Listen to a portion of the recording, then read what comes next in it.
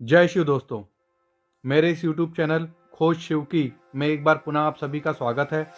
पिछली वीडियो में भगवान शिव की पूजा के रहस्य भाग 3 में हमने प्रणव और पंचाक्षर मंत्र की महत्ता के विषय पर चर्चा कर उनके महत्व को समझने का प्रयास किया। दोस्तों, मैं आशा करता हूँ कि आप सभी को यह वीडियो पसंद आया होगा। यदि किन्हीं कारणों से आप पिछली वीडियो से वंचित रह गए हैं तो वह वीडियो का लिंक मैंने डिस्क्रिप्शन में दे दिया है।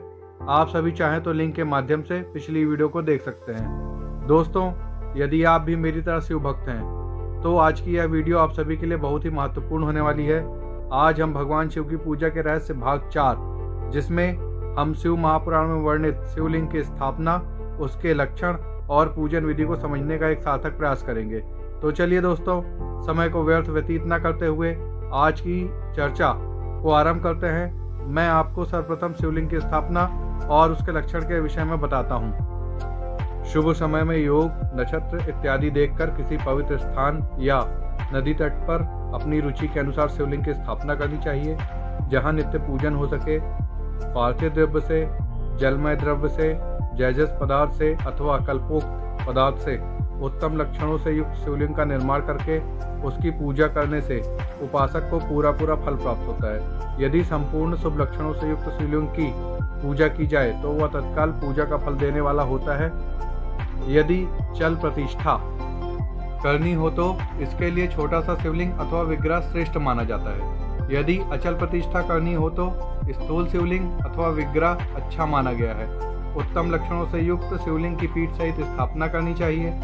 शिवलिंग का पीठ मंडलाकार अर्थात गोल, चौकोर, त्रिकोण अथवा खाट के पाए की भांति ऊपर नीचे मोटा और बीच में पतला होना चाहिए। ऐसा लिंग पीठ महान फल देने वाला होता है। पहले मिट्टी से, प्रस्तर से अथवा लोहे आदि से शिवलिंग का निर्माण करना चाहिए। जिस द्रव्य से शिवलिंग का निर्माण हो उसी से उसका पीठ भी बनना चाहिए। यही स्थावर अर्थात अचल प्रतिष्ठा वाले शिवलिंग की विशेष बात है। चर अर्थात चल प्रतिष्ठा वाले शिवलिंग में भी लिंग और पीठ का एक ही उपादान होना चाहिए, किंतु बाणलिंग के लिए यह नियम नहीं है। लिंग की लंबाई निर्माणकर्ता या स्थापना करने वाले यजमान के 12 अंगुल के बराबर होनी चाहिए। ऐसे ही शिवलिंग को उत्तम कहा गया है। यदि इससे कम लंबाई हो तो फल में कमी आ जाती है, अधिक हो तो कोई दोष की बात नहीं है। चरलिंग में भी वैसा ही नियम है। उसकी लंबाई कम से कम कर्ता के 1 अंगुल के बराबर होनी चाहिए। उससे छोटा होने पर अल्प फल मिलता है, किंतु उससे अधिक होना दोष की बात नहीं है। यजमान को चाहिए कि वह पहले शिल्प शास्त्र के अनुसार एक विमान या देवालय बनवाए जो देवगणों की मूर्तियों से अलंकृत हो। उसका गर्भगृह बहुत ही सुंदर, सुदृढ़ और दर्पण के समान स्वच्छ हो। उसे 9 प्रकार के रत्नों से विभूषित किया गया हो। उसके पूर्व और पश्चिम दिशा में 2 मुख्य द्वार हों। वैदिक मंत्रों द्वारा शिवलिंग का 5 स्थानों में क्रमशः पूजन करके अग्नि में हविष्य की अनेक आहुतियां दें।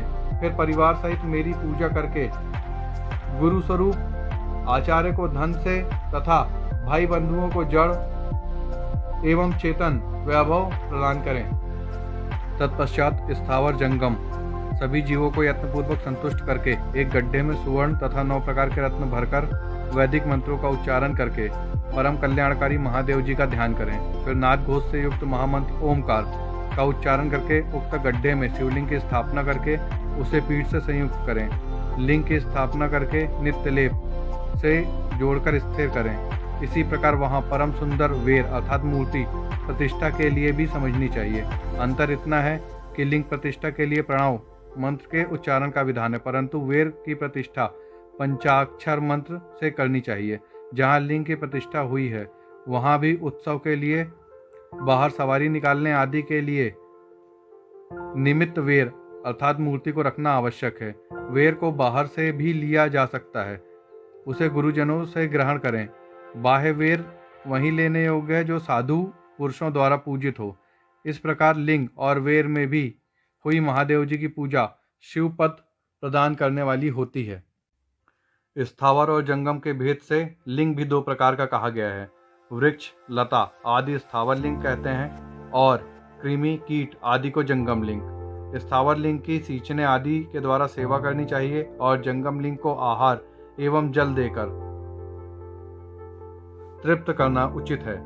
उन स्थावर जंगम जीवों को सुख पहुंचाने में अनुरक्त होना भगवान शिव का पूजन है, ऐसा विद्वान पुरुष मानते हैं। यूं चराचर जीवों को ही भगवान शिव का प्रतीक मानकर उनका पूजन करना चाहिए। अब मैं आपको पूजन विधि के विषय में बताता हूँ। महालिंग की स्थापना करके विविध उपचारों द्वारा उसका पूजन करें। अपनी शक्ति के अनुसार नित्य पूजा करनी चाहिए तथा देवालय के पास ध्वजारोपण आदि करना चाहिए। शिवलिंग साक्षात शिव का पद प्रदान करने वाला है। चरलिंग में षोडशोपचारों द्वारा यथोचित रीति से क्रमशः पूजन करें। यह पूजन भी शिव पद प्रदान करने वाला है।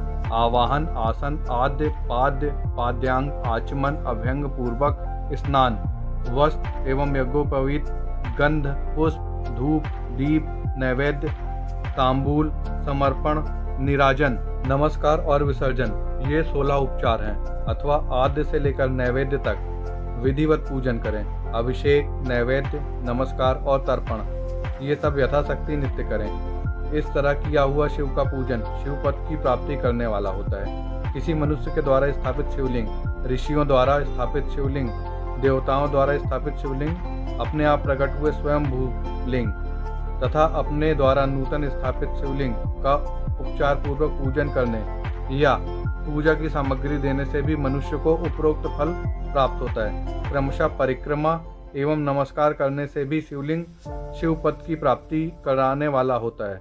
यदि नियम पूर्वक शिवलिंग का दर्शन मात्र कर लिया जाए तो वह भी कल्याणप्रद है।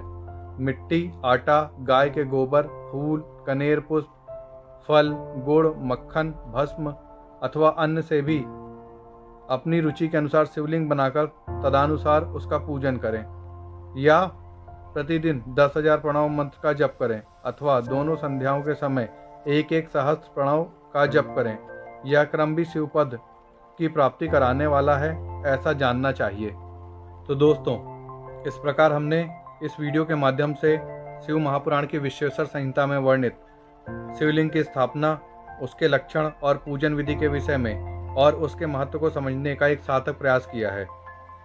समय के अभाव के फलस्वरूप मैं अपनी वाणी को यहीं विराम देना चाहूँगा और जल्दी फिर मिलेंगे नवीन वीडियो के साथ, जिसमें मोक्षदायक पुण्य क्षेत्रों का वर्णन, विभिन्न नदियों के जल में स्नान का फल और तीर्थों में पाप करने से बचने की चेतावनी को समझने का एक सार्थक प्रयास करेंगे। पिछली वीडियो में लाइक और चैनल के सब्सक्राइब के माध्यम से आप सभी का स्नेह और आशीर्वाद प्राप्त हुआ, जिसके लिए मैं आप सभी को धन्यवाद करना चाहूँगा। इसी प्रकार वीडियो को लाइक और चैनल को सब्सक्राइब कर मेरे मनोबल को बढ़ाते रहिएगा। धन्यवाद। जय शिव।